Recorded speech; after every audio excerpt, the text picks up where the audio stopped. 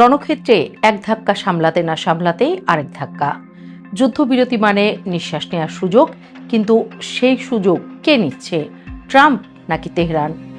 সিএনএনের একটি একচেটিয়া গোয়েন্দা প্রতিবেদন বলছে বেইজিং ইরানকে নতুন আকাশ প্রতিরক্ষা ব্যবস্থা সরবরাহ করার প্রস্তুতি নিচ্ছে। আর এটা ঘটছে ঠিক তখন যখন চীন নিজেই দাবি করছে সে নাকি এই যুদ্ধবিরতির মধ্যস্থতাকারী। একদিকে শান্তির বার্তাবাহক, অন্যদিকে পর্দার আড়ালে অস্ত্র পাঠানোর আয়োজন। দুই মুখ এই খেলা দেখে ওয়াশিংটনের ঘুম উড়ে গেছে।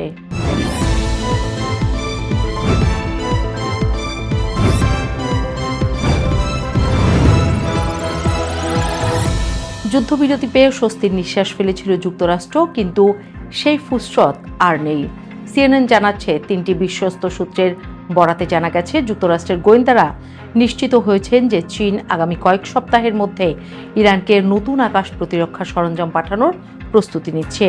আর এই অস্ত্রের নাম ম্যানপ্যাড, কাঁধে বহনযোগ্য ক্ষেপণাস্ত্র ব্যবস্থা, যা দিয়ে নিচু দিয়ে উড়ে যাওয়া মার্কিন যুদ্ধবিমান মুহূর্তের মধ্যে ভূপাতিত করা যায়। 5 সপ্তাহের যুদ্ধে এই অস্ত্রই ছিল ইরানের হাতে সবচেয়ে কার্যকর তুরুপের তাস। দুটি সূত্র আরও জানাচ্ছে, ধরা না পড়তে তৃতীয় কোনো দেশের মধ্য দিয়ে এই অস্ত্র পাঠানোর পরিকল্পনা করছে বেইজিং। মানে লুকিয়ে পাঠাও, পরে অস্বীকার করো।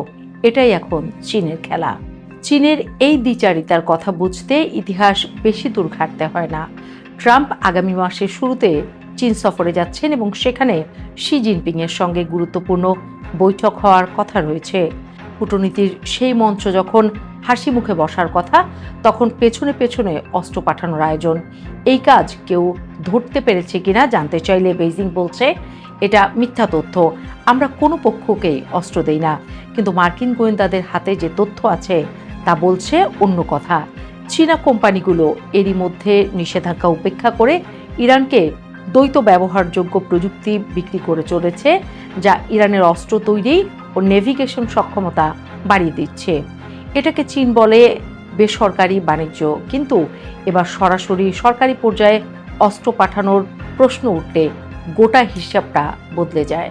সিএনএনের এই প্রতিবেদনের সবচেয়ে আলোচিত বিষয়টি হলো কোন অস্ত্র এবং কেন। ট্রাম্প নিজেই এক সংবাদ সম্মেলনে স্বীকার করেছেন যে গত সপ্তাহে ইরানের আকাশে ভূপাতিত হওয়া মার্কিন F-15 যুদ্ধ বিমানটি কাঁধে বহনযোগ্য তাপ অনুসন্ধানী ক্ষেপণাস্ত্র দিয়ে ধ্বংস করা হয়েছে।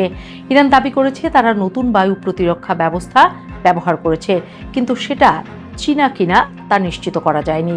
তবে পরিস্থিতির দিকে তাকালে এটা স্পষ্ট, যুদ্ধবিরতির ভঙ্গুর মুহূর্তে ইরান তার আকাশ প্রতিরক্ষা সক্ষমতা আরও শক্তিশালী করতে মরিয়া।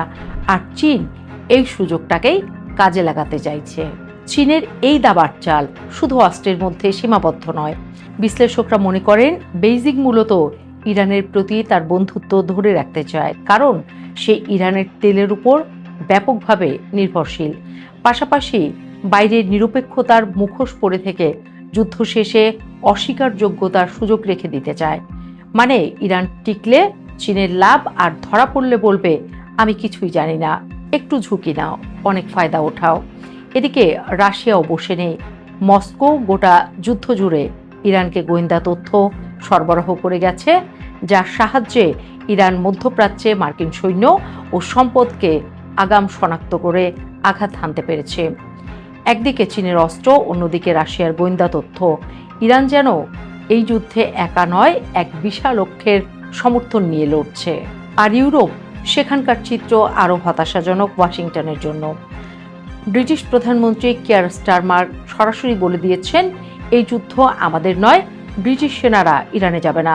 স্পেনের প্রতিরক্ষা মন্ত্রী মার্গারিটা রোব্রেস স্পেনের আকাশসীমা মার্কিন সামরিক বিমানের জন্য বন্ধ করে দিয়েছেন। দীর্ঘদিনের মিত্ররা যখন মুখ ফিরিয়ে নিচ্ছে, তখন রাশিয়া, চীন ইরানের পাশে সরব উপস্থিতি জানান দিচ্ছে। ভূ রাজনীতির ছকটা এখন অনেকটা স্পষ্ট। একদিকে মার্কিন ইসরায়েল ঐক্য, আর অন্যদিকে ইরান, চীন, রাশিয়ার অঘোষিত জোট। তাহলে এই যুদ্ধবিরতি কতটা আসল? বিশেষজ্ঞরা মনে করছেন ইরান এই যুদ্ধবিরতিকে মূলত নিজের পুনরায় সজ্জিত করার সুযোগ হিসেবে ব্যবহার করছে।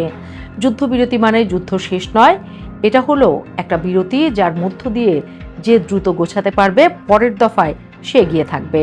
ট্রাম্প চাইছেন কূটনৈতিক বিজয়ের দাবি করতে, কিন্তু ভেতরে ভেতরে পরিস্থিতি তার বিপক্ষে যাচ্ছে। হরমুজ প্রণালী বন্ধ থাকায় ব্রেন্ট ক্রুড তেলের দাম এরই মধ্যে ব্যারেল প্রতি $116 ছাড়িয়েছে। এই চাপে খোদ মার্কিন অর্থনীতি কোণঠাসা। ট্রাম্প মুখে যায় বলুক, তেলের দামের এই আগুন তার নিজের ঘরেই জ্বলছে। সামরিক বিশ্লেষকরা বলছেন, চীনের এই সম্ভাব্য অস্ত্র সরবরাহ যদি সত্যিই ঘটে, তাহলে যুদ্ধবিরতি ভেঙে গেলে মার্কিন যুদ্ধ বিমানগুলো আরও বড় হুমকিতে পড়বে। ইতিমধ্যে সৌদি আরবে E-3 সেন্ট্রি রাডার বিমান ধ্বংস হয়। মধ্যপ্রাচ্যের আকাশে মার্কিন দৃষ্টিশক্তি অনেকটাই কমে গেছে।